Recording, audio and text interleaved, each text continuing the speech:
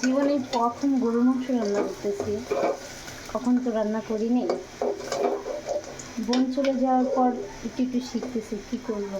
আপনারা আমাকে দিয়েও ভয় পায় না, আমি শুকিয়ে গিয়েছি, কারণ আমি এক তো সিক, দ্বিতীয়ত এত একটা ধকল গেছে, আমার বোনকে হারিয়েছি।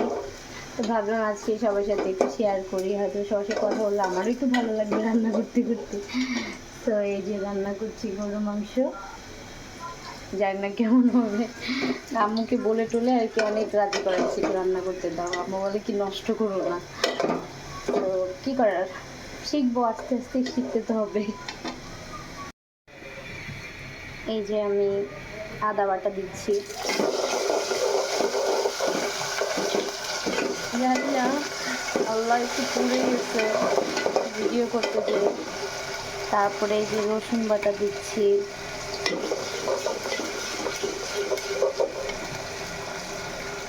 তারপরে একটু হলুদের গুঁড়া দিব,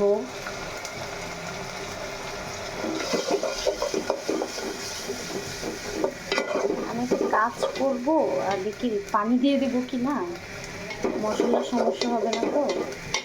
আর একটু মরিচের গুঁড়া দিয়ে দেবো, মরিচের গুঁড়া একটু দিয়ে দিচ্ছি। আম্মু বলছে 2 চামচ দিতে, আমি 1 চামচই দিলাম। জানি না গাইস, আল্লাহ জানে কেমন হয়, দোয়া করবা ভালো করে রান্নাটা করতে পারি। টেনশনে আছি।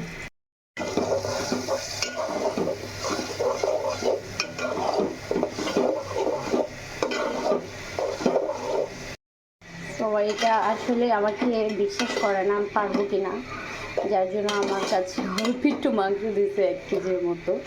সবার ছোটো ভাই জন্য রান্না করছি, জানি না কেমন হবে।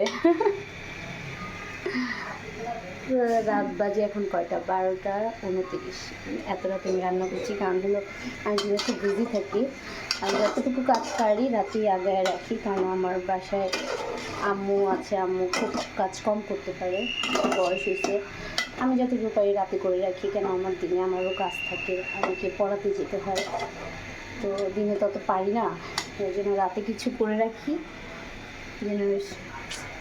আমি কী করবো, মানে একটু মনকে ভুলে যাওয়ার চেষ্টা করি, যদিও ভুলে যাওয়া সম্ভব না, মানে মনে পড়লে তো আমার হার্টবিট, মানে আমার বুকটা প্রচণ্ড ব্যথা, ওর কথা মনে পড়লেই ব্যথা করে।